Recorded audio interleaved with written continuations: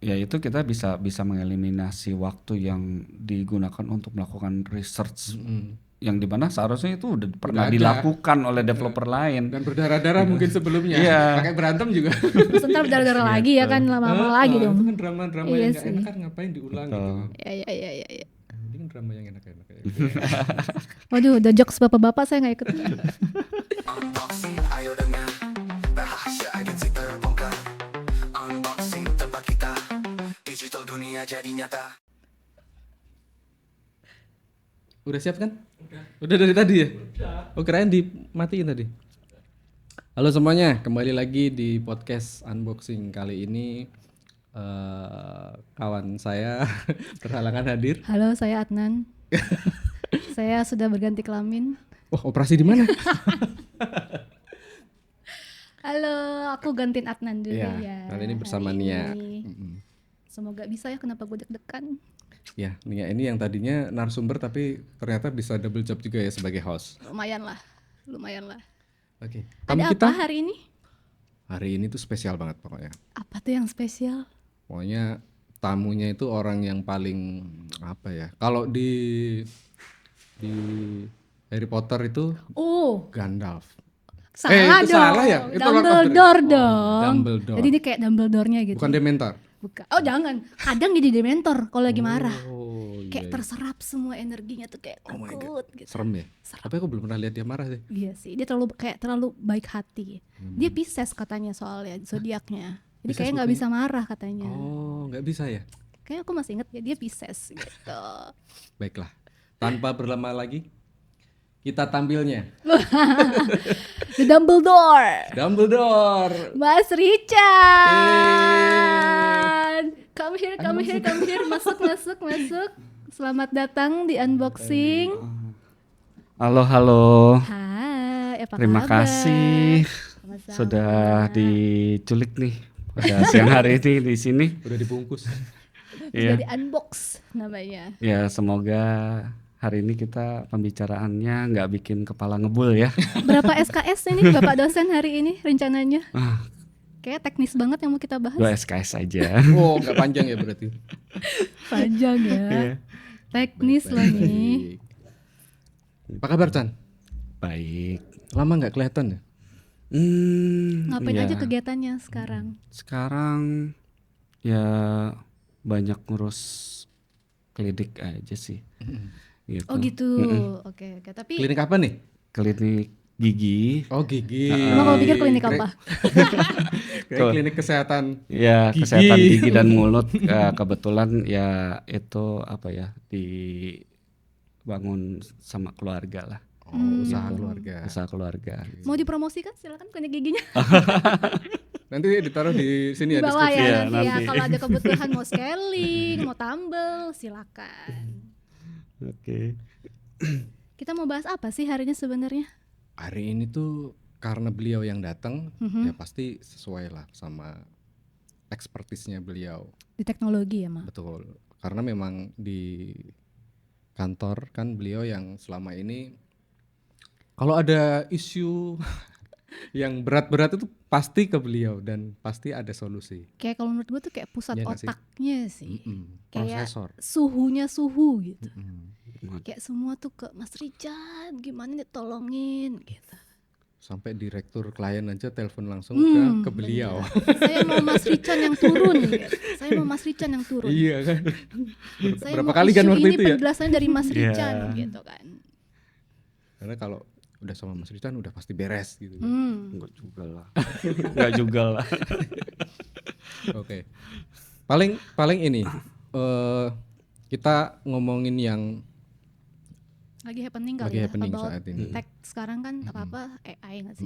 Betul sekali. Apa AI? Ini dari aku yang awam nih ya soal AI, nanti mungkin Mas Richard bisa menjelaskan lebih detail, tapi mungkin in a nutshell jadi orang-orang awam saya masih kayak ngerti gitu ya pemahamannya seperti apa gitu.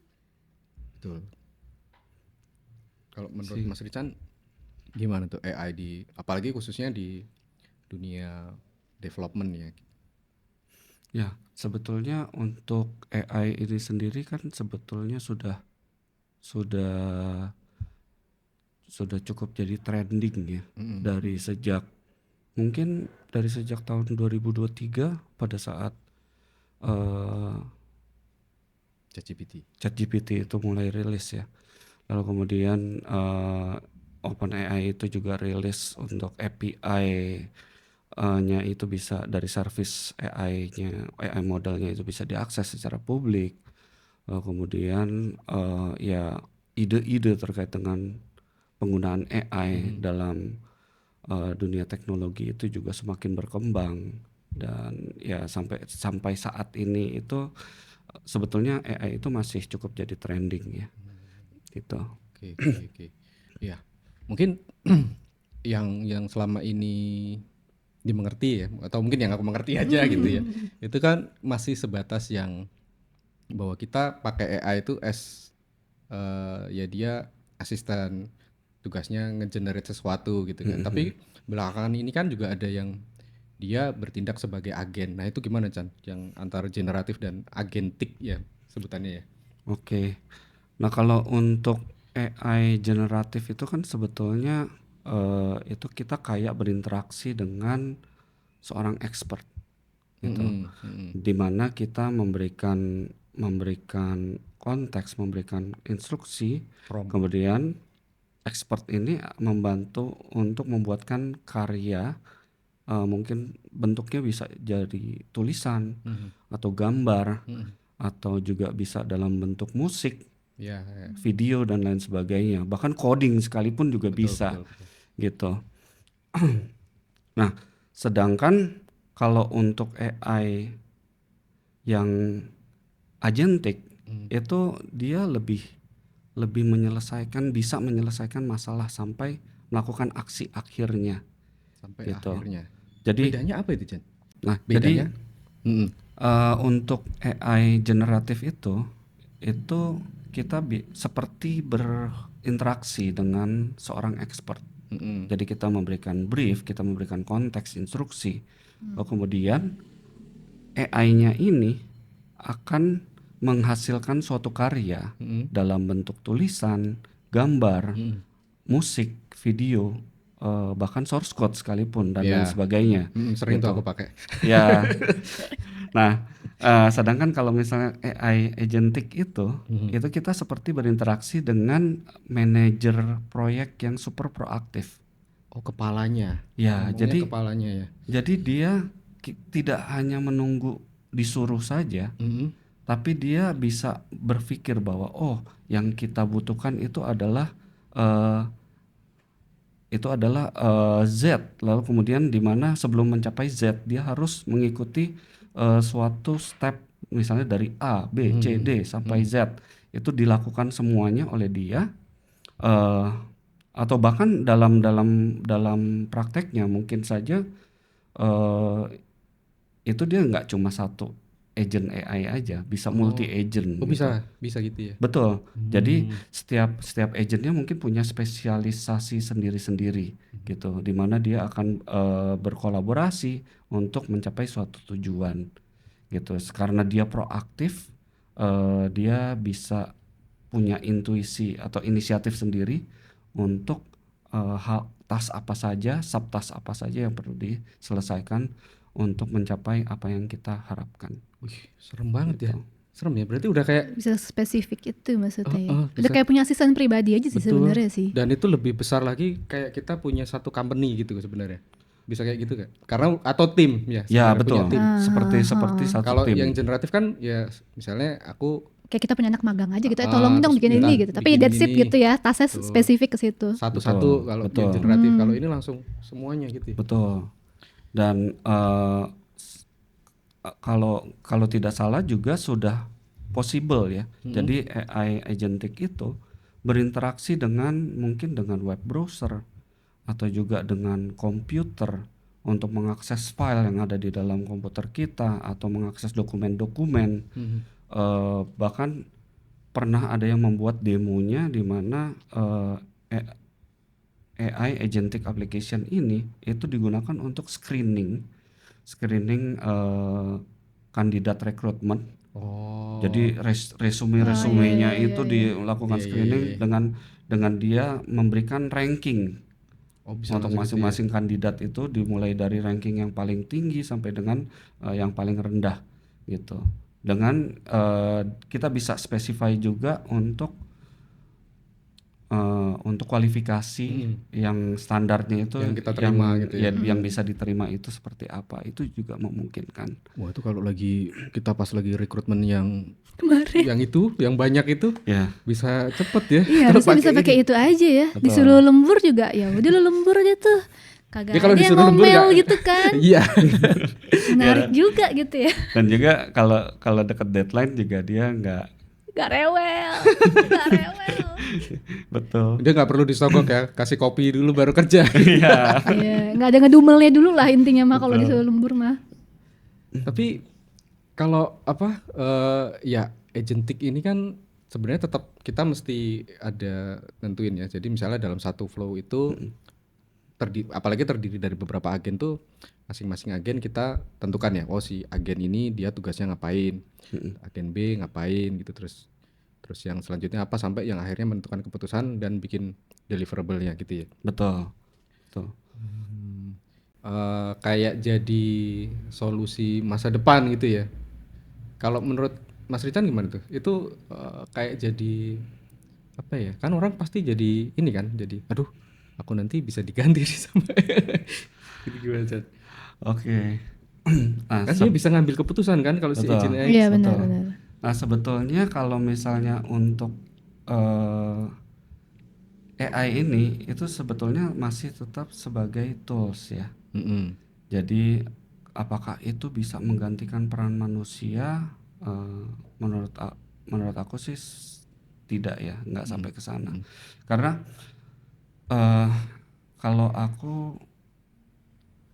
aku ibaratkan AI itu seperti mobil Formula One. Mm-mm.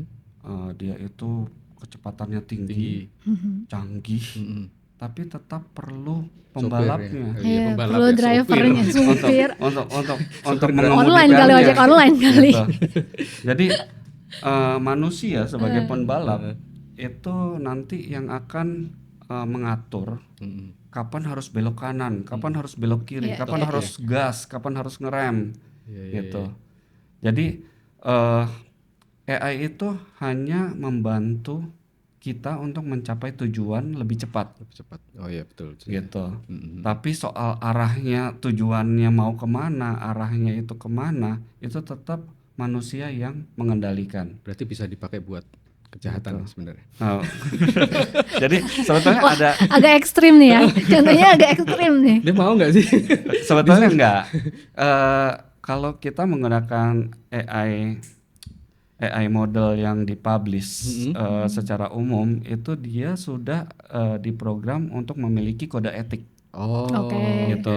Bahkan kayak kita untuk misalnya ada AI model yang memang dia fungsinya untuk melakukan image editing.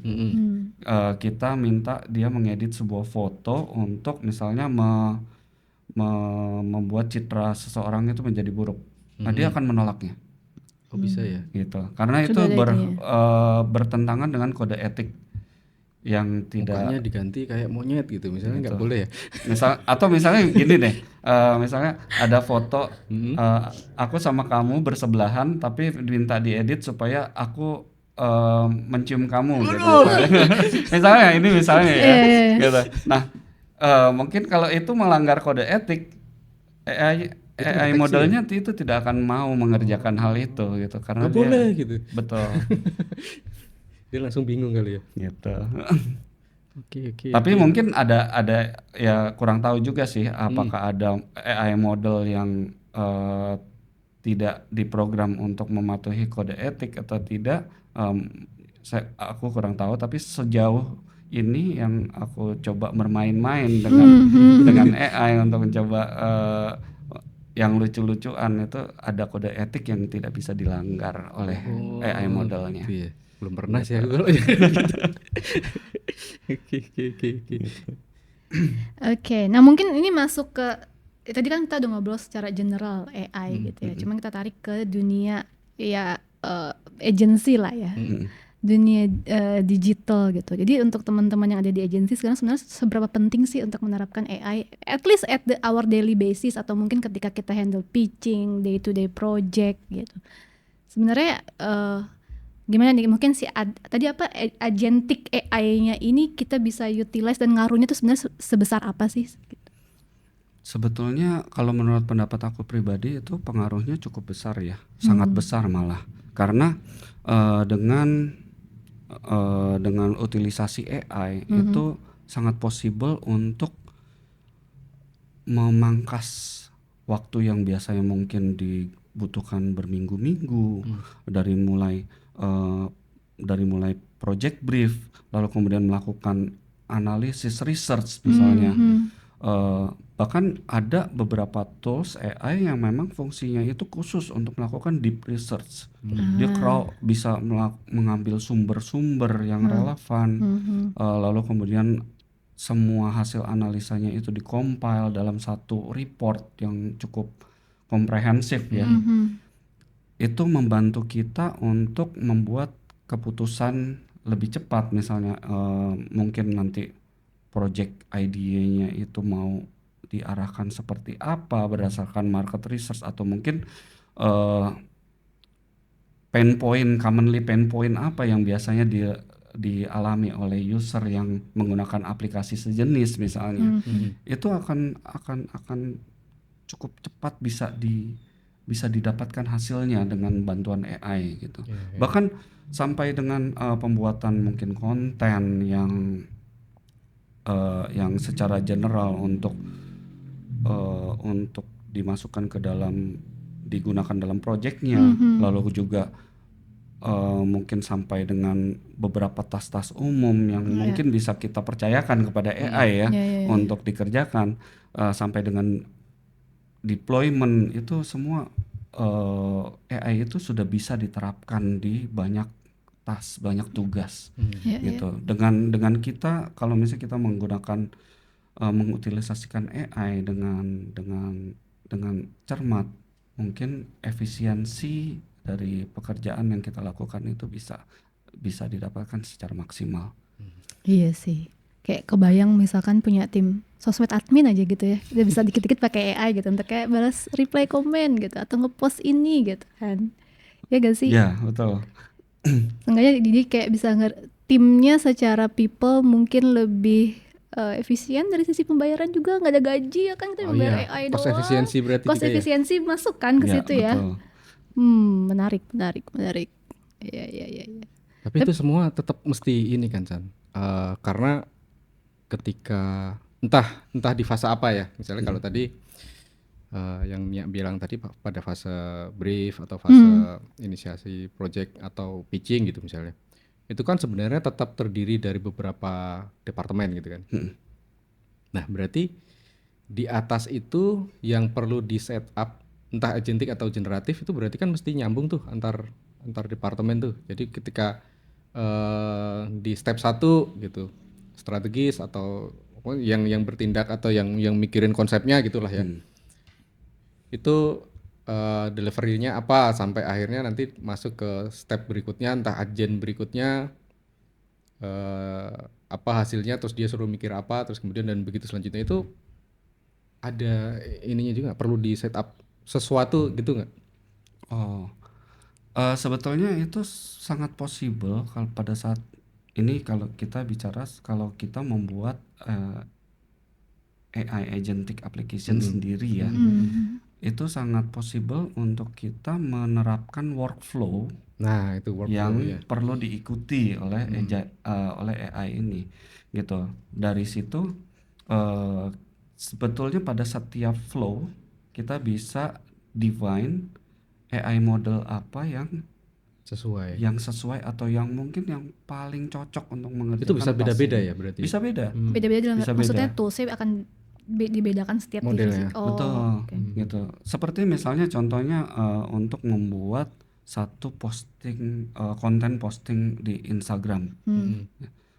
Sedangkan elemennya itu kan bisa terdiri dari mungkin Copy, copywriter yang copywriting yang akan dituangkan di dalam posting image-nya, kemudian caption-nya, dan juga image Ilustrasinya. postnya, ilustrasi dari image postnya itu sendiri. Itu ada komponen-komponen yang mungkin bisa dikerjakan oleh AI Yang berbeda-beda. agent yang Yang berbeda. Iya Gitu. iya sih. Iya. Karena setiap deliverables yang akan dituangkan dalam elemen-elemen tersebut itu akan follow suatu rules. Kayak misalnya mungkin ya caption perlu maksimal berapa karakter Ya. dan juga harus yang menarik, bahasanya menggunakan bahasa yang menarik. Ya kembali lagi tergantung dengan branding yang branding rules yang perlu diikuti ya, menggunakan bahasa yang friendly atau bahasa yang formal ya, itu semua perlu diinin. Tapi itu bisa menggunakan AI model yang berbeda gitu dan AI agent yang berbeda Iya. untuk setiap tasknya. Iya. Jadi paling enggak kan dari situ misalnya nih, ya itu tadi entah pitching atau pada saat development tuh ketika itu udah di setup, udah nggak ada tuh misalnya kemarin briefnya belum jelas gitu kan karena dia udah bisa baca sendiri kan sebenarnya, misalnya dari brief yang dikasih suruh baca si AI-nya terus suruh nerjemahin itu ya paling nggak membantu di awal ya menentukan ini projectnya kira-kira arahnya ke sana, terus kemudian kebutuhan aplikasinya apa aja, channel misalnya kalau misalnya terkait campaign channel mana aja yang mau dimasukin, berarti udah udah bisa kayak gitu harusnya ya. Ya betul. Dan juga ada generasi AI model sendiri itu yang dia support untuk thinking mode. Apa itu thinking mode? Beda sama yang deep analysis tadi. Beda. Jadi beberapa waktu yang lalu itu ada generasi AI model yang baru itu yang bisa disebut sebagai thinking model atau reasoning model. Sangkain lagi modelnya mode-nya berarti lagi ya? thinking Ya, gitu, AI nggak beda modelnya. ya? Oh, oke. Gitu. Aku dengarnya mode. Mode ya sama. Model. Nah, Oke. reasoning model ini itu berbeda dengan regular model yang lain ya. Perbedaannya itu adalah ketika kita memberikan instruksi, reasoning model ini akan membreakdown informasi yang kita berikan itu berdasarkan step by step. Lalu kemudian dia juga bisa melakukan logical processing terhadap apa yang kita minta. Jadi kayak berarti yang diminta oleh user itu adalah seperti ini. Lebih kritis gitu ya berarti. Berarti yang aku harus lakukan adalah pertama adalah begini, lalu kedua adalah begitu. Jadi setelah itu dia akan memproses untuk pembuatan outputnya itu berdasarkan kayak seperti dia following step by step instruction, yang dimana instructionnya ini sebetulnya di breakdown sendiri oleh dia. Gitu. Dan selama proses reasoning itu dia juga memvalidasi sebetulnya atau memverifikasi sendiri sebetulnya apa yang kita inginkan itu seperti apa, gitu, output yang seperti apa yang kita butuhkan, Udah sesuai belum gitu. dan ya untuk mencapainya dia butuh melakukan step apa saja, gitu. Aku pernah tuh Chan, jadi aku pernah nge-prompt sesuatu dan dia nanya balik. Pernah gak? Nanya balik tuh kayak offering, apakah kamu mau yang ini juga atau kayak gimana apa gimana? Kayak jadi misalnya aku tanya sesuatu tuh, terus dia ya antara itu atau dia ngasih pilihan. Aku akan melanjutkan generate-nya, tapi dia butuh beberapa Informasi tambahan. konfirmasi dari aku terkait data itu, nomor 1 apakah begini, nomor 2 apakah begini, nomor 3 apakah begini. Oke. Ya. Oh itu ya. Itu sebetulnya aku belum pernah sih, belum pernah mengalami hal itu, karena biasanya pada saat aku memberikan prompting kepada AI model itu biasanya output token limitnya itu aku biasanya pakainya cukup besar Oh. gitu. Jadi yang dia langsung memprediksi bahwa dari apa yang informasi yang aku berikan mungkin kurang lengkap, tapi dia bisa menduga pilihannya itu A, B, C. Jadi dia langsung kasih tahu kalau misalnya kondisinya adalah A, maka begini. Kalau Oke. misalnya kondisinya Iya, B, iya, iya. jadi jawaban yang aku terima biasanya cukup Panjang ya? Panjang. gitu. Tapi sebenarnya kembali lagi, apakah kita membutuhkan jawaban yang panjang atau jawaban yang singkat, itu kita bisa memberikan instruksi tambahan kepada AI modelnya gitu. Misalnya jawabnya jangan panjang-panjang. Oh bisa gitu? Bisa, Bisa ya? bisa. Oh gitu Gitu. ya. Nah, Pada mungkin saat kita nggak ngerti, nggak mudeng juga Iya, padahal iya. sebenarnya. ya Tapi Jawaban. sebenarnya kalau speaking about AI sendiri gitu Mas Richan, seberapa penting sih belajar membuat prompt yang benar gitu? Nah itu tuh. Kadang kan gitu ya, kadang ya AI itu kan jalan sesuai sama prompt ya. Iya. Kita kadang mengekspek kok AI-nya jelek sih nih, padahal sebenarnya prompt kita yang nggak jelas Ya. mungkin gitu kan. Kayak aku Jadi tadi makanya iya, perlu makanya konfirmasi kayak ulang. sebenarnya nih yang baik tuh apakah memang harus belajar prompt yang bagus dulu atau gimana tuh nanti biasanya? Nah, jadi ini aku tiba-tiba nih teringat gitu. Dan Nggak aku ngeblank. relate, aku relate dengan bahwa AI ini mirip dengan film kartun yang mungkin aku tonton waktu masih kecil. Itu terkait dengan jin botol. Anu Di mana si Diana Jin Fugi. Janjun, Diana Fugi. di mana Aladdin, jin bukan? botolnya ini kayak apa ya? Oh dia bisa memenuhi Ya, dia permintaan ya? memenuhi permintaan, tapi dalam film kartun itu sebenarnya agak lucu gitu. Jadi karena permintaannya itu kurang jelas, yang diberikan oleh jin botol itu nggak sesuai dengan ekspektasi si yang minta. Oh iya. Gitu. Nah, ini sebetulnya relate dengan AI. Berarti AI itu adalah AI jin. itu seperti jin botol itu. Jadi pada saat kita meminta sesuatu, kita memberikan instruksinya itu tidak jelas atau mungkin tidak secara spesifik. Kadang hasil yang diberikan kepada kita itu juga kayak kok begini ya gitu. Kok seperti ini bukan hasil yang aku harapkan gitu. Nah, itulah pentingnya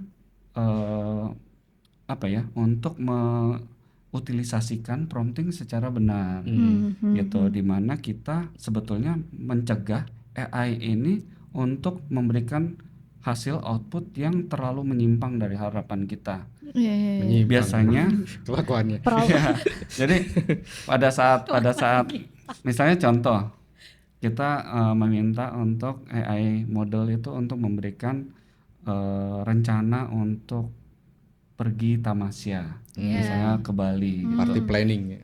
Ya, Kita cuma memberikan instruksi seperti itu aja.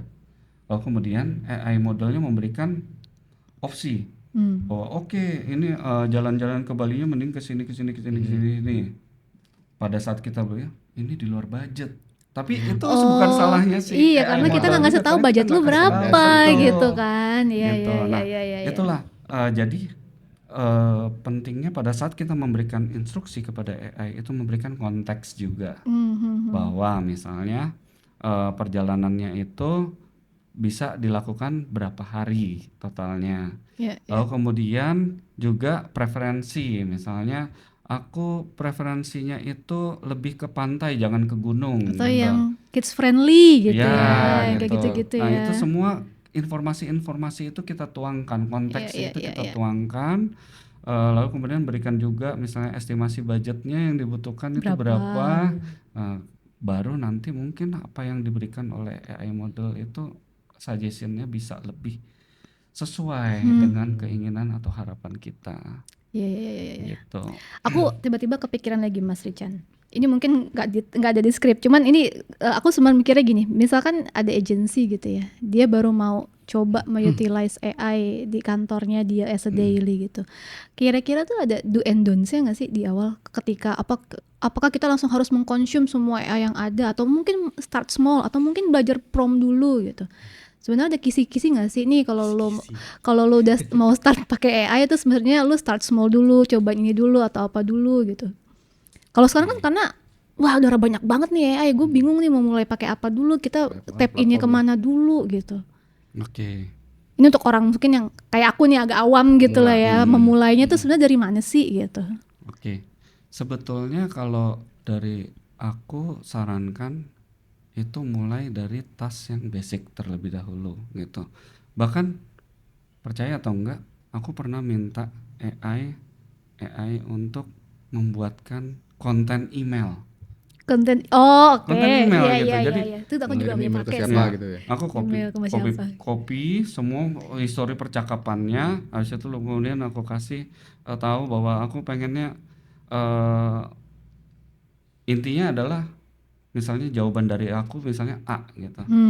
Lalu kemudian karena aku ya mungkin sedang Sedang malas untuk mengarang Sedang sibuk. kata Iya gitu, iya iya. kemudian AI modelnya itu yang membantu untuk membuatkan email yang terstruktur, ada pembukaannya dengan bahasanya yang cukup rapi, formal juga gitu, sampai ya aku tinggal copy lalu kemudian edit sedikit lalu aku send gitu. Nah sebetulnya penggunaan utilisasi AI itu bisa dimulai dari task yang sederhana dulu gitu, dimulai dari misalnya membalas email atau misalnya mungkin untuk men-summarize suatu dokumen. Misalnya baru dapat dokumen dari klien, mungkin ya AI agent bisa bikin kayak semacam TLDR-nya Oh iya iya iya tahu tahu tahu gitu. tahu tahu iya Jadi iya. supaya kita secara sekilas kita tahu bahwa oh isi Summary-nya dokumennya itu apa gitu summary-nya ya. apa gitu, Iya dan iya. key points apa yang kita harus notice di dokumen tersebut gitu.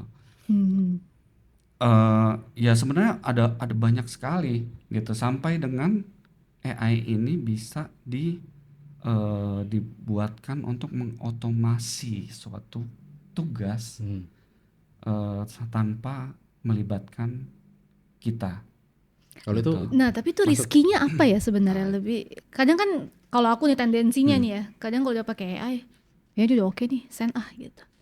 Kadang suka ada lack of untuk mikir itu satu, kedua making sure apakah memang sesuai gitu ya. Kadang kan itu ya, apalagi mungkin kalau udah pertama kita nggak ada waktu untuk ngecek gitu, yang kayak ya udahlah pakai AI aja ini udah kirim gitu. Sebenarnya itu cukup krusial ya, karena ya tadi Iya. baik lagi kita nggak bisa 100% percaya sama AI gitu kan, meskipun sudah promnya oke, canggih gitu. Ya nggak sih? Betul sekali. Jadi kembali lagi tadi dengan analogi bahwa AI ini seperti mobil Formula One, Ya, iya kita ini benar. sebagai pengemudinya, otomatis kita yang perlu mengoperasikan, dan kita decision makernya itu kita Iya. gitu. Adalah cukup berbahaya kalau misalnya kita percaya 100% dengan apa yang dihasilkan oleh AI tanpa tanpa review. Tanpa review benar Itu sih. kita langsung mempublish atau Iya, iya, mempublikasikan iya, iya, iya. apapun itu, teks atau gambar yang dihasilkan oleh AI, itu cukup berbahaya karena sejauh dengan selama ini saya menggunakan AI, itu proses review itu sangat krusial. tetap kamu baca berarti. Tetap Tetap harus baca, ya sih. Jadi kadang ada penggunaan bahasa yang mungkin nggak sesuai dengan preferensinya kita misalnya, atau mungkin ada konteks yang missing dalam, walaupun kita udah merasa menuliskan prompt Detail dengan gitu ya. sangat Iya, detail, heeh. tapi bisa aja ada konteks yang missing dalam prompt kita, yang dimana AI punya asumsi yang berbeda gitu, yang dimana itu perlu dilurusin. Opsinya ya antara kita perbaiki promptnya dan kemudian AI-nya itu mengenerate ulang apapun yang digenerate oleh AI itu, atau kita yang melakukan editing secara manual Iya. gitu. Iya sih, benar Nah, sih. biasanya merupakan best practice ya, bahwa sebelum kita nggak bisa mempercayakan semua prosesnya itu untuk dikerjakan oleh AI misalnya. Ada concern yang cukup mengganggu kalau misalnya itu ternyata apa yang dihasilkan oleh AI itu nggak sesuai, atau bahkan itu malah bisa membuat membuat keadaan itu menjadi Kayak gimana tuh? Ya misalnya contoh AI banget tuh gitu. Gitu. ya AI atau ketahuan banget mungkin AI-nya gitu ya. mungkin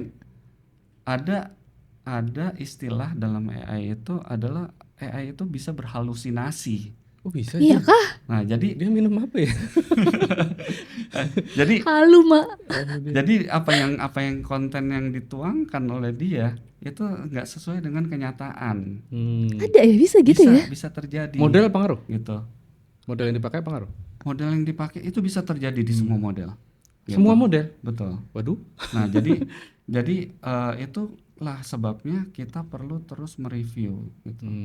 Mereview apa yang dihasilkan oleh AI dan melakukan interupsi sebelum konten atau sebelum apa yang dihasilkan oleh AI itu betul-betul kita gunakan Iya. gitu. Itu perlu Nanti ada kliennya proses bingung nih reviewnya apa lagi. ini. Mbak Nia pakai AI ya ini ya. Tapi aku pernah waktu itu, aku tuh lagi dikomplain klien kan. Terus aku AI kayak, ya gitu ya. terus kayak ini jawabnya apa ya? Terus aku kopas semua chatnya klien, tolong buatkan jawaban untuk bisa menjawab teguran ini atau masalah ini gitu. Aku kadang kalau udah sampai pusing tuh, minta tolongnya ke AI untuk bantu jawabin. Segitunya tuh nggak dependensi ke AI tuh. Udah sangat ketergantungan ya. Iya Nah sama itu ini. tuh ya kalau kayak Ini udah malas, terjadi karena AI. kalau udah malas mikir tuh kayak, udahlah AI aja cepet deh, kayak gitu. Tapi kan masih dipakai dengan tujuan benar. Iya gitu. sih, Ya. iya sih. Asal jangan buat bikin invoice palsu gitu. Nah, siapa yang ngirim nih gitu. Nah, Generate Iya kan? by AI kan kacau juga ya. betul, itu berbahaya sekali. Gimana? Terus ini Chan, aku tuh sebenarnya tertarik ke itunya sih Chan, ke apa? Agentiknya atau nggak tahu ya sebelum ke agentik misalnya kalau ngomongin workflow gitu ya. Itu kan kayak misalnya front end lah gitu ya. Berarti kalau workflow-nya front end itu kan nerima desain sama nerima API gitu lah ya, gampangannya kan dari dua itu kan. Nah, gimana caranya misalnya pada saat kalau ke desain kan UI development gitu kan ya. Berarti aku mesti dapat sesuatu output yang dihasilkan sama AI, entah agen atau apalah gitu. Terus nanti ketika aku dapat, aku olah, oh ini bener nih struktur HTML-nya gitu ya. Terus nanti baru dia agen selanjutnya tolong integrasi kayak gitu mungkin nggak? Kalau untuk sebetulnya mungkin. Agak deket. Oh. Kalau menurut aku pribadi itu sangat mungkin. Wow. Karena kalau nggak salah aku pernah melihat ada yang membuat prototype di mana AI ini bisa melakukan testing terhadap Sampai API. testing. Waduh. Jadi kita memberikan satu endpoint, suatu API, lalu kemudian dia tes ngehit ke sana, lalu kemudian ngintip respons dokumen Dimarahin dari nggak tuh? servernya itu seperti apa strukturnya. Bisa ya? Lalu kemudian dari struktur respons dokumen itu dia melakukan integrasi sampai ke mungkin kalau misalnya kita bicara front end itu bisa langsung menjadi prop suatu komponen untuk bisa gitu ya? dipassing sebagai prop suatu komponen. Oh iya. Sampai dengan itu bisa di-render oleh Buset. front end komponennya gitu. Itu Mantap, mantap. bisa. Itu tetap perlu ini nggak Chan? Wah kejar terus pokoknya. Mumpung ada orangnya. Oh, aku tidur dulu boleh nggak? Ya, Ntar ini pembahasannya bikin Berat bikin yang ngantuk nih Ngantuk sepertinya. nih, ngantuk nih. Dia bisa apa ya sebutannya ya? Dari satu fitur nih misalnya, kita perlu ngedefine nggak yang mau aku integrasiin itu misalnya data judul bla bla bla bla bla bla bla, atau dia bisa baca sendiri tuh misalnya dari desain yang diterima, oh berarti ini akan ada data A B C D terus nanti jadi API-nya apa gitu, atau tetap perlu di define kan? Kalau menurut aku sih sepertinya mungkin AI modelnya akan bingung ya. Kalau misalnya dalam satu Sebebas itu ya. HTML itu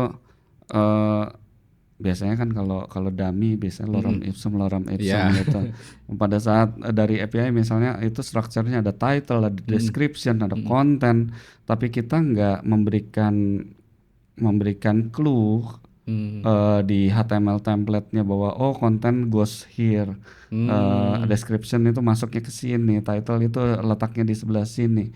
Itu kemungkinan ya takutnya nanti implementasinya akan keliru. Iya sih, Jadi ya. mungkin ada baiknya itu sudah ada diberikan mungkin dalam bentuk komen atau Oh iya.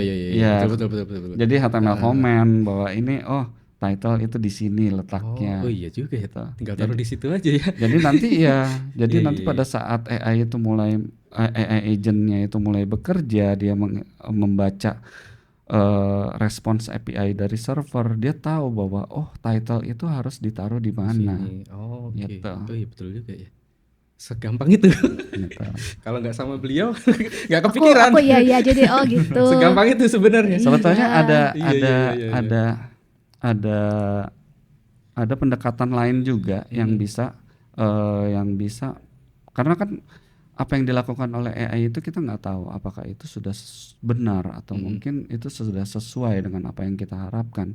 Biasanya untuk memastikan suatu code itu berjalan dengan baik dengan semestinya atau tidak, itu kan kita biasanya membuat tes code kan, Iya. testing gitu. Pernah beberapa waktu yang lalu itu aku melakukan eksperimen gitu, di mana testing skenarionya itu aku tulis sendiri, tapi kodenya itu dibuat oleh AI. Oh gitu. Ya, Berarti kamu bikin sorry aku ulang. Berarti kamu bikin script testnya, sementara untuk yang ngerjain code-nya si AI. betul. AI-nya harus ngikutin skenario kamu gitu maksudnya. Betul. Jadi karena test code itu aku anggap sebagai spesifikasi. Oh, Spesifikasi iya, bahwa iya. dia harus bisa melakukan ini. Ya betul sih. Suatu memang harus dari function situ harus ya. melakukan ini. Iya. Outputnya harus seperti FSD. ini. Jadi Gitu. FSD ya. Nah, jadi dari spesifikasi itu misalnya aku sudah buatkan berapa skenario, baru AI-nya itu mulai write code-nya. Oh iya, kalau itu valid sih karena Gitu. ya dia ngikutin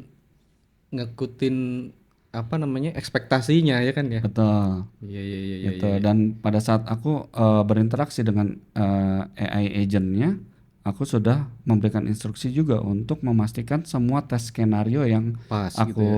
define itu pas semua, harus green semua. Iya. Gitu. Oh, itu valid sih. Valid pasti.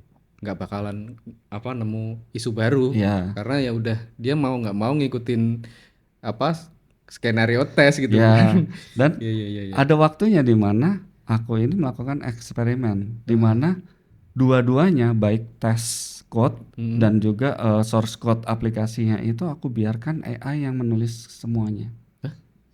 Terus kamu ngasih apa, Chan? Aku cuma kasih instruksi. Kerja gitu. Aku cuma kasih instruksi untuk misalnya ini kita bicara soal High level gitu bisa, API membuat AI agent itu aku minta untuk membuat AI endpoint API endpoint untuk suatu resource di database. Dan aku berikan struktur table database itu seperti apa. Oh, udah kamu kasih. Iya, aku kasih. Silakan ditulis code-nya kayak gimana. Baik source code ataupun test code-nya itu ditulis oleh AI. Dan guess what? Gimana? Bener nggak? Ada issue. Ada issue. Siapa yang nyebabin, yang dari si tesnya atau si code-nya? Sebetulnya dua-duanya ya. Karena kembali lagi source code aplikasinya dan test code-nya itu yang menulis adalah AI. Jadi dan kalau nggak salah kemarin itu aku ngelihat bahwa dia nulis dulu source code aplikasinya, baru dia menulis kode tesnya. Akhirnya testing code-nya itu dibuat untuk maksain supaya si source code-nya ini pas. Wah, itu kayak yang kejadian selama ini tuh, Gitu. kayak gitu. Nah, jadi Skenario ngikutin yang dikerjain developer gitu. betul. Padahal harusnya kan nggak Biar begitu. nggak ketahuan kalau error gitu. Gitu. Dalam test driven development harusnya itu testing code itu ditulis dulu. Iya sih ya. Iya, Baru betul, source ya. code aplikasinya itu ditulis Iya. untuk ngikutin Iya spesifikasi tuh, yang betul, sudah betul. di-define Iya gitu. sih. Iya, betul. Iya 4 tuh, SKS valid sih ini. itu. Valid sih. Tapi Udah itu jadi valid 4 banget sih SKS tadi. nih guys. Gitu. Tapi kalau dengan cara kamu yang pertama kali tadi nulis testing code dulu, pasti aman kan ya? Pasti aman, Pasti aman pasti gitu. aman. Karena apalagi kalau misalnya kita menuliskan itu skenarionya itu nggak cuma positif skenario aja, Nah, tapi itu. negatif skenario seperti misalnya aku berharap supaya kalau misalnya pada saat ini API-nya itu meng-create record baru di database, tapi misalnya atribut title-nya itu kurang dari 2 karakter panjangnya, Muncul error dia harus sesuatu. error sesuatu. Minimal dia harus berapa Ya tuh karakter kayak gitu misalnya. tuh. Nah, Ya. dengan semua spesifikasi negatif dan positif skenario itu didefinisikan, pasti hasil source code yang dihasilkan itu sesuai dengan keinginan kita. Iyalah ya. Iya ya. Ya karena udah ada acuannya, Betul. udah ada targetnya gitu Gitu. kan. Nah, Dan detail lagi. itu yang itu salah satu contoh di mana penggunaan AI agent kita berdasarkan guardrail yang kita definisikan. Ada pembatasnya atau ada batasan-batasan yang harus diikuti oleh AI agent supaya dia itu ya mengikuti aturan-aturan yang memang sudah kita tentukan. Dia harus Betul, begitu. betul. Kalau kayak gitu tadi berarti kayak sebenarnya kayak yang berjalan pada umumnya gitu ya, Ya. mungkin di company tertentu gitu. Jadi ketika ya akhirnya developer ini jalan sendiri, sementara skenarionya mungkin kurang clear gitu kan ya. Ya. Pas ketemu ya ternyata error juga, pasti error gitu kan ya. Iya, iya betul Mas Akal ya. Ya memang harus gitu sih ya. Itu sebenarnya bisa disimplify nggak Chan? Ketika project itu kan mungkin berulang kan ya. Jadi entah mungkin di project yang lain itu ya paling case-nya ada yang baru atau ada yang berkurang gitu. Nah itu kalau misalnya itu dibuat dalam satu apa ya sebutannya template atau satu starter base code gitu memungkinkan nggak Chan? Jadi biar pada saat next project berarti akan sama tuh urutannya, bikin tes dulu, development, baru itu nanti baru dites sama manusianya, Oke. end to end gitu misalnya.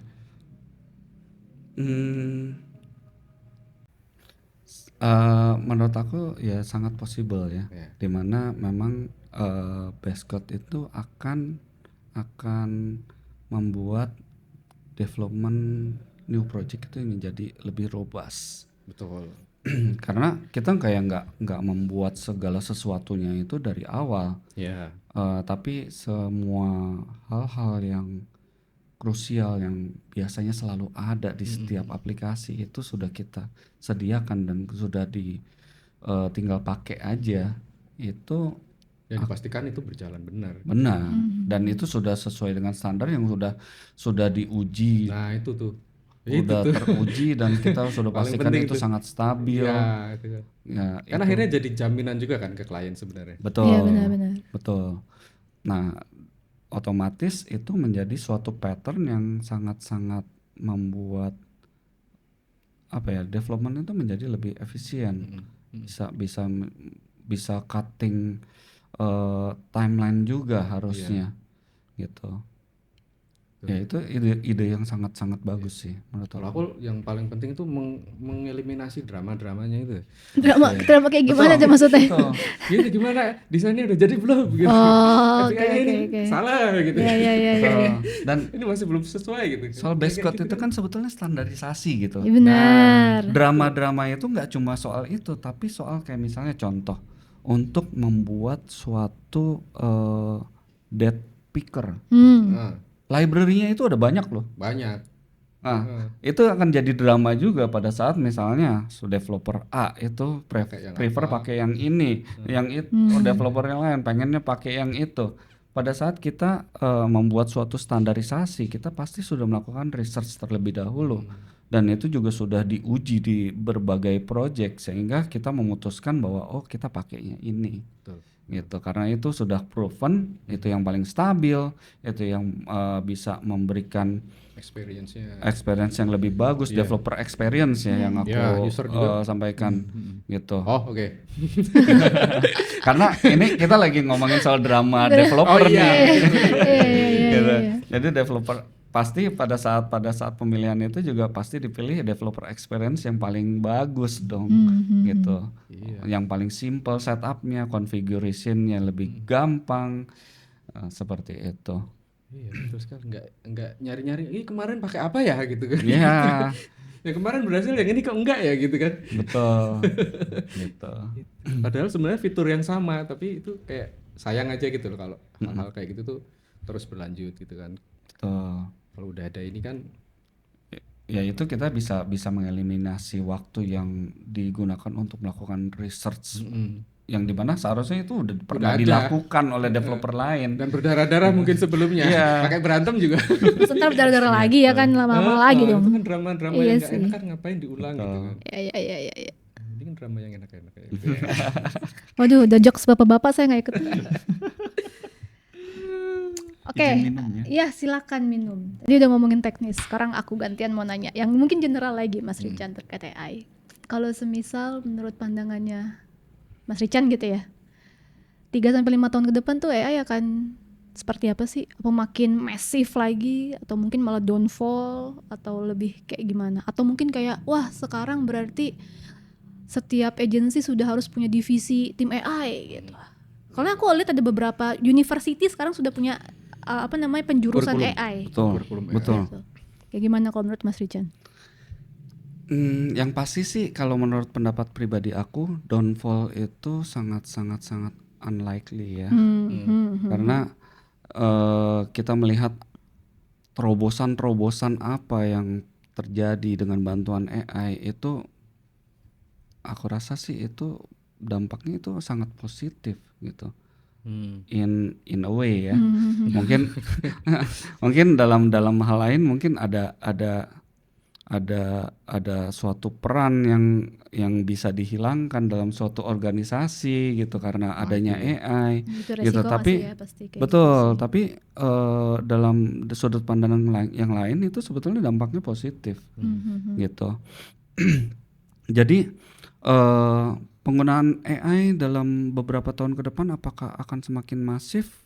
Ya, menurut aku ya pasti akan lebih masif lagi karena dalam kacamata bisnis tentunya itu AI itu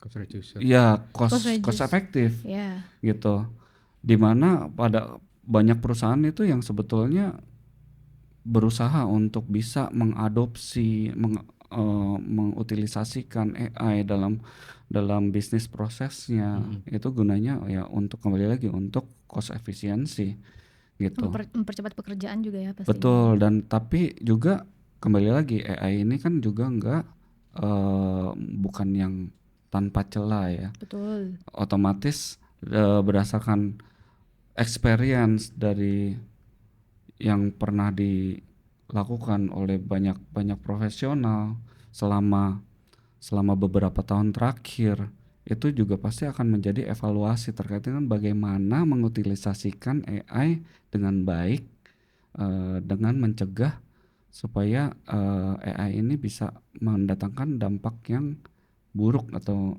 negatif gitu. Itu akan terus secara kreatif mungkin penggunaan AI ini akan terus meluas kalau menurut aku Iya. gitu.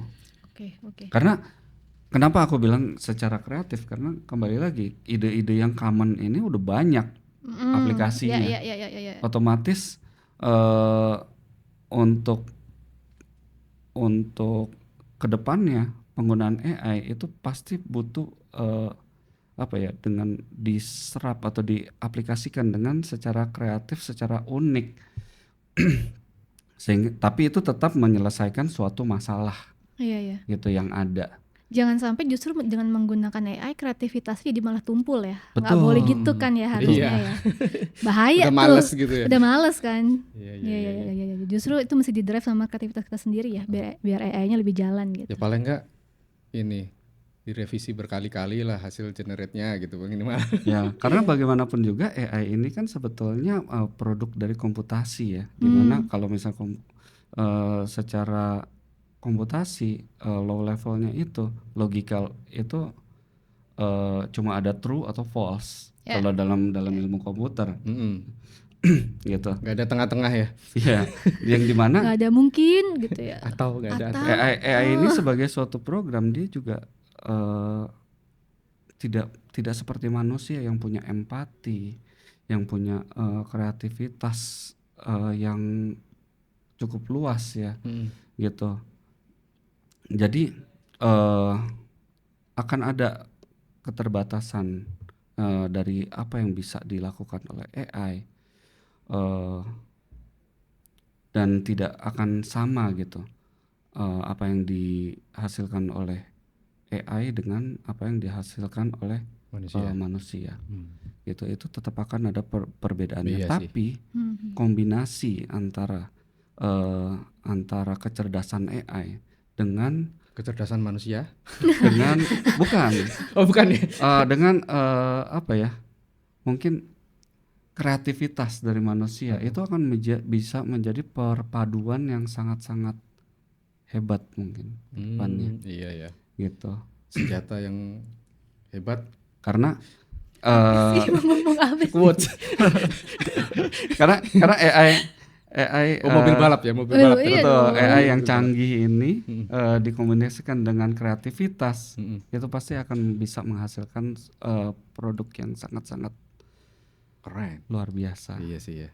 Iya tadi ya. Analoginya mobil balap soalnya. Betul. Gitu. Mobil balap lo pokoknya Mobilnya F1 kenceng, kalau aku yang bawa ya tetap aja nabrak gitu. tetap aja kalau boleh lo Iya. pelan gitu. Ketabrak itu abang-abang ojek juga Apalagi, bisa. apalagi kalau di Jakarta ya. Penyok dong muter mobil gue. Mobilnya Bisa jalan 60 km per jamnya udah bagus kalau di iya. Jakarta. Udah ngebut itu kalau di Jakarta.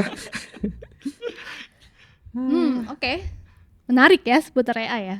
Ya. Bukan untuk aku yang masih awam gitu. Aku sebenarnya ada pertanyaan di luar AI sebenarnya. Lebih mau mengusik backgroundnya Mas Rican yang tidak ada di skrip sebenarnya. Ini kan teknologi ya Mas Rican ya. Mas Rican ya udah berapa tahun bekerja di teknologi? Aduh, berapa tahun ya? Aku tuh kayak pengen ngulik apa Aku sih ketemu yang beliau ini 2012. lah aku aja baru kenal berarti masuk 2016 tuh udah berapa tahun? Tapi sebelum itu belum. Sebelum itu udah kan ya Chan ya? Itu dari berapa? udah. Mungkin udah 19 tahun. Ush. Aku tuh kepo. Udah ini tuh. Udah. Udah dapet SIM. Enggak, sebenarnya aku Udah boleh ngerokok. kepo tuh apa yang bikin secinta itu sama teknologi gitu. Itu satu. Kedua, teknologi kan berkembang nih Mas Rican ya. Kayak melek dikit udah ada yang baru, gitu. Cara Mas Rican keep up tuh gimana sih? Untuk tetap bisa ngulik di sela-sela kesibukan, belajarnya gimana? Kadang kalau kita aja kayak, aduh udah capek kerja lah, gue udah mau tidur gitu. Tapi belajarnya kapan? Untuk tahu teknologi baru tuh kapan? Nah Mas Karena Rican nggak tuh semua orang iya. bisa gitu di level untuk beliau 19 itu, tahun tetap keep up di teknologi. level beliau itu, Nah, itu. masih keep up. Saya aja udah males nih kayak kalau nggak disuruh-suruh mah saya males, saya tidur gitu. Gimana tuh Mas Rican? Kecintaan dulu deh dari awal, apa memang dari kuliah, dari lulus SMA nih gue pokoknya mau jadi developer, gue mau jadi Suka ngulik gitu. Sebetulnya aku tertarik dalam bidang IT ya mungkin. Bidang itu IT. dari kecil sih sebetulnya, mungkin dari sekitar SMP atau ya dari SMP, karena dulu itu aku sering mendengarkan cerita dari temannya papa aku yang dimana itu dia lulusan teknologi juga. Dia bercerita terkait dengan apa yang capable untuk dilakukan dengan komputer gitu. Bahwa dia membuat suatu aplikasi yang gimana-gimana. Itu sebenarnya inspire aku gitu. bahwa Udah ketanam pas masih kecil ya. Iya ya. ini keren banget ya begini ya gitu. Jadi itu jadi dari apa cerita-cerita itu membangkitkan ketertarikan aku terhadap hal atau topik itu, dan membuat aku itu mungkin dari SMP itu juga sudah mulai belajar bahasa pemrograman. Oh iya, Iya, SMP. SMP. Itu sendiri tuh otodidak tuh. Padahal kan zaman Otodidak. zaman kita. Iya, zaman kita kan kayaknya dulu Zaman belum kita masuk. beda bro. Sorry nih. Sorry. Kayaknya kalian belum masuk ke kurikulum gitu kan ya. Belum Iya makanya belum ada. otodidak kan. Oh, dia Makanya dari ngulik mana aja gitu? gitu makanya. Jadi Source-nya dari mana? Ya source belajarnya dari mana? itu aku beli buku, Yang ada CD-nya. belum belum. ada CD, Disket itu ya? disket. Disket ya Tuhan. Disket. Senengannya dia tuh disket. Disket itu dari yang gede segini itu berapa ya? 5,5 inch kayaknya. Aku nggak ngalamin tuh kalau yang gede Ada. itu. Kalau nggak salah ada 5,5 sama 3,5 itu yang kecil segini. Floppy disk. Ya floppy, ya itu floppy 3,5. disk. Iya, Ya, ada ya, lagi ya, disket ya. 1,4 mega. yang lebih Nah. besar. Oh, ada ya? Itu 5,5. Nah itu aku dari zamannya masih disketnya itu masih 5,5. Yang harus ada kuncinya itu kan ya? Bahasa pemrograman pertama yang aku pelajari itu adalah basic. Bahasa basic A. Nggak ngerti ya. Nah, Oh namanya basic A. iya. Oh oke. Aku Basic pikir basic apa nih maksudnya? Saya Oh basic itu basic kirain A namanya. PHP tapi basic banget gitu. Oh, Enggak ya? bukan, Enggak, beda. Namanya basic namanya Namanya A. basic. Oke. Nah basic itu dia ada generasinya lagi, yang aku pelajari waktu itu basic A gitu. Sorry. Itu kalau sekarang jadi apa itu basic? Masih ada atau sekarang berubah? Kayaknya udah nggak Udah nggak ada ya? Udah nggak punah. relevan lagi karena itu runningnya di MS DOS. Oh iya ya. Dulu Ya masih di MS DOS. Dulu itu aku beli buku untuk belajar bahasa pemrograman basic itu setebal ini bukunya. Buset. Itu aku baca Itu sendiri. SMP? Tuh buat aku jadi SMP. alas tidur kayaknya Oh, kalau ya, tebel ya gitu. udahlah kejawab kalau gitu. Iya iya iya. Heeh. Nah, habis itu ya kemudian masuk ke SMA juga masih terus belajar terkait SMA-nya dengan apa? IPA? komputer. Ya dulu kebetulan berhasil masuk IPA. Oke. Kalau aku nggak IPA nggak IPS ya. Apa? Seni rupa. Oh Beda. beda ya Heeh. Mak. Nah, habis itu sampai dengan ya itu aku masih terus tertarik dengan dunia teknologi khususnya di bidang komputer ya. Kenapa web? Kenapa web? Karena Ini kayak interviewku kalau ke anak-anak ini. Kenapa? awalnya aku itu ini loh programmer aplikasi desktop Wih. yang harus diinstal. C Oh, ya? gitu. C apa? Apa sih namanya C ya? Java. Sebenarnya ada banyak, Banyak nggak harus itu bisa Visual Basic, bisa VB. tapi ya ada macam-macam solusinya untuk membuat aplikasi desktop itu. Tapi waktu itu aku Belum ada elektron ya? belum ada. Ape itu kagak Tapi ngerti waktu itu gue. aku menggunakannya itu Borland Delphi. Waduh. Nggak ngerti ya. Gitu. Kamu gak ngerti lagi aku. Nah, jadi aplikasi desktop Orang itu ngerti. dia ditargetkan untuk diinstal di OS Windows. Excel berarti. Ya, jadi hasilnya nanti Excel, ada installernya juga, bisa dibuat Oh bisa ya? package installer. Oh nggak cuma langsung Excel kan satu ya? Bisa kalau menggunakan Excel-nya bisa didistribusikan. Atau berarti Excel tinggal tapi dia di-copy manggil atau download. di mana gitu buat pada saat diinstal.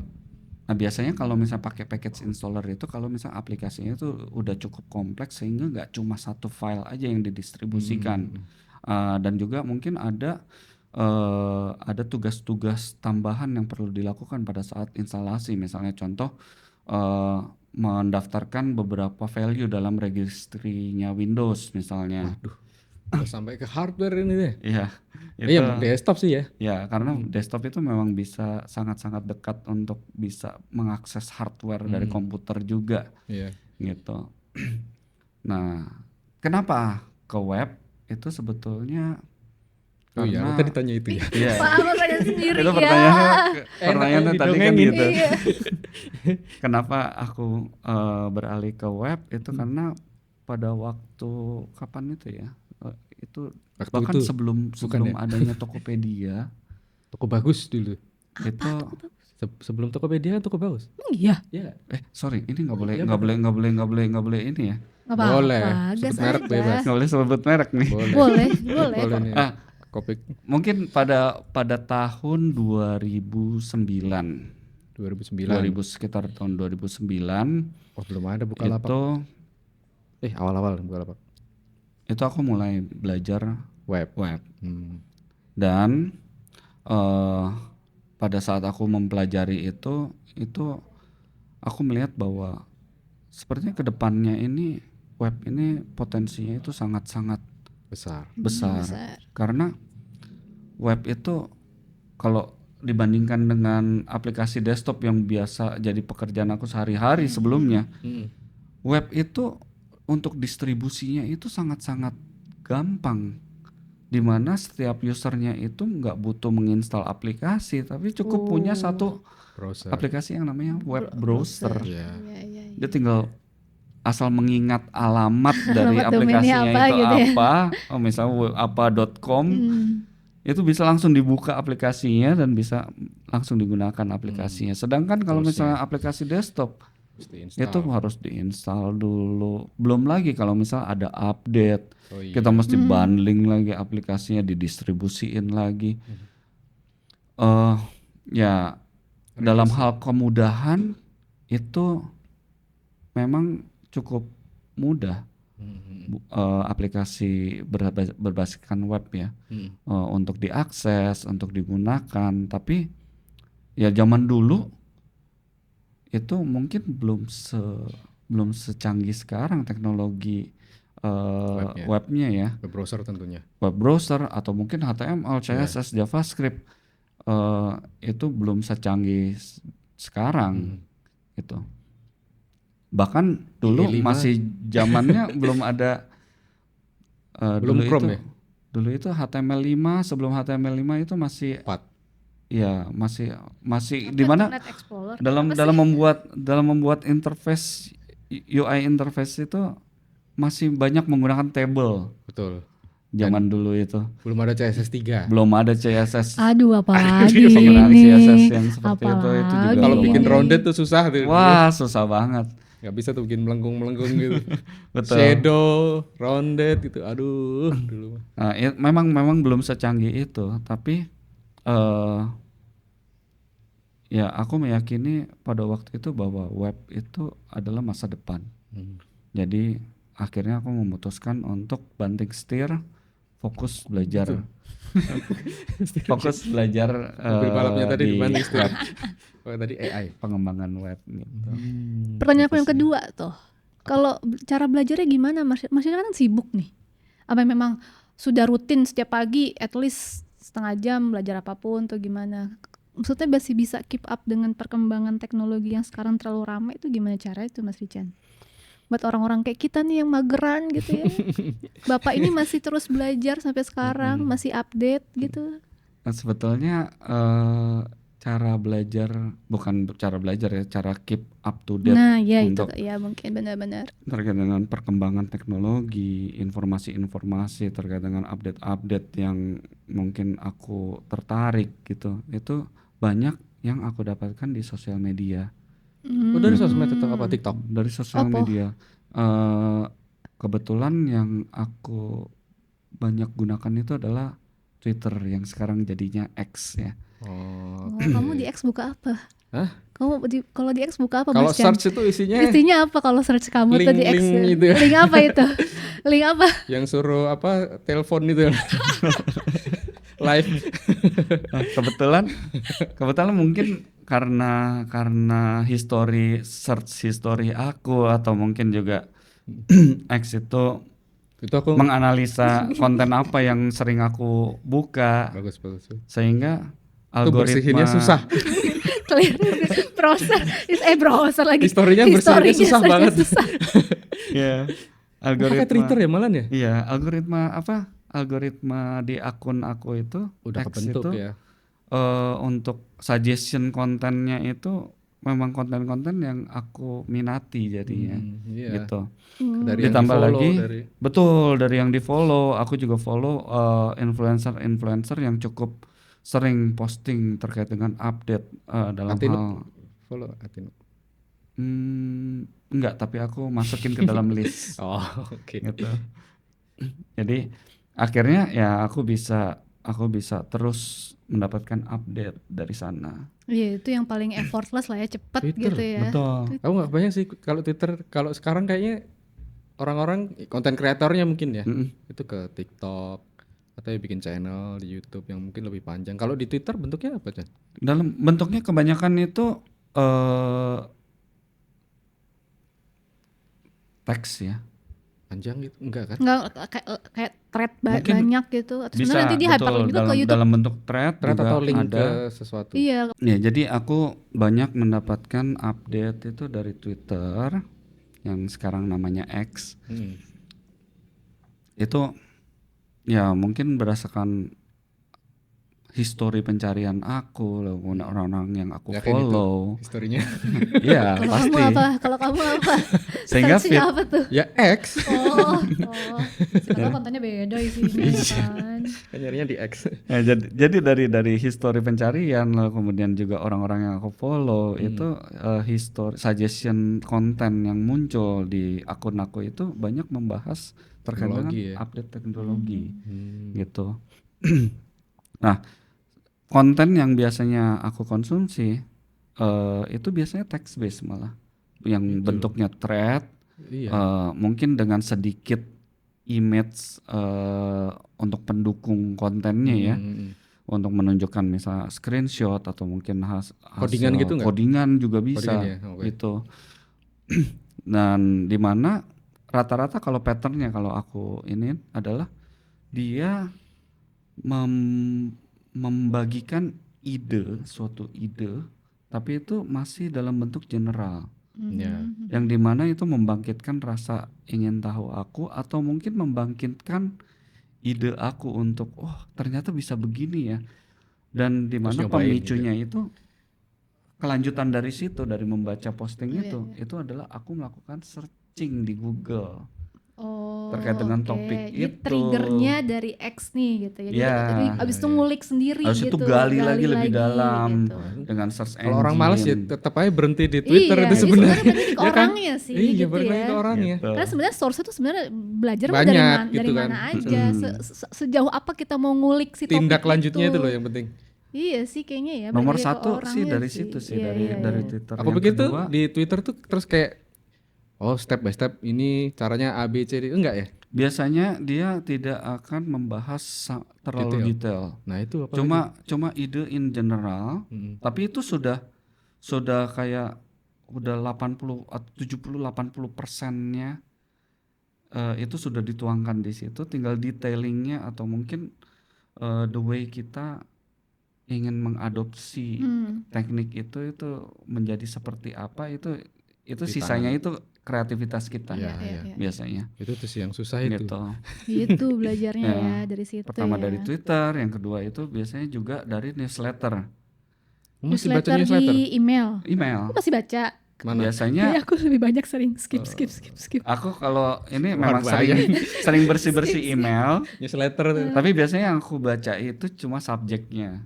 Oh kalau udah nggak Jadi menarik kalau gitu subjeknya ya. nggak menarik langsung Ya, buang buang gitu. gitu. Tapi kalau subjeknya menarik, aku biasanya buka isinya, ngintip. Kalau misalnya ternyata ini sangat menarik, akan aku gali lagi lebih dalam. Gitu. Dapat newsletter dari Sweet Media enggak? Dapat dong. Oh, dapat ya? Dapat dong. Oh, aku enggak ya. Kok aku enggak ya Ga?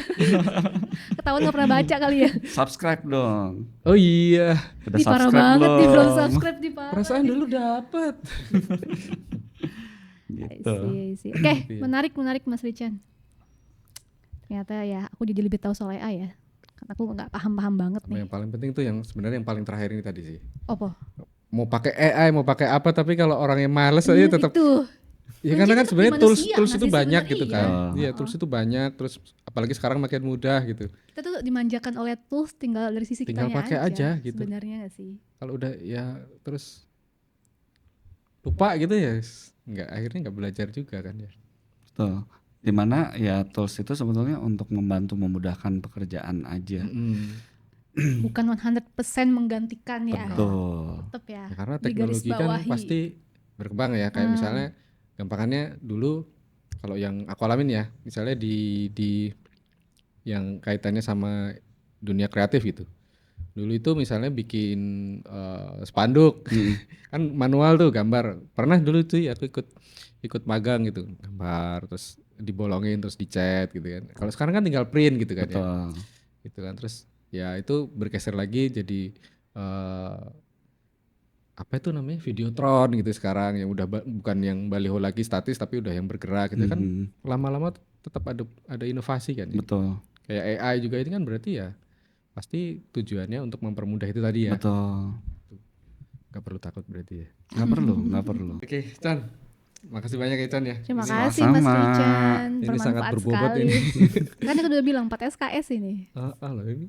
Dia tuh sebenarnya target di episode-episode awal tapi kayaknya emang harus ditaruh di akhir deh. Karena topiknya lumayan cukup teknis ya. Buat gong. Buat golf. Oke, thank Rican, you Mas thank you banyak ya, Rican ya. Rican. Sehat-sehat, Kalau kapan-kapan sukses terus. Mintain sponsor. Mintain insight-nya lagi masih bisa lah ya. Bisa. Oke, mantap. Asal topiknya jangan susah-susah ya. Kalau Mas Rican pasti bisa. Rican apa sih topik yang susah? Maksudnya kayaknya gak ada yang susah deh. Oke lah kalau gitu. Thank you banyak Rican. Makasih. Sama-sama. Thank you. Makasih guys. Bye. Pakai data, jangan cuma tebak. Bikin konten yang bikin orang teriak. Kreativitas dan teknologi menyatu. Unboxing bawa kamu maju.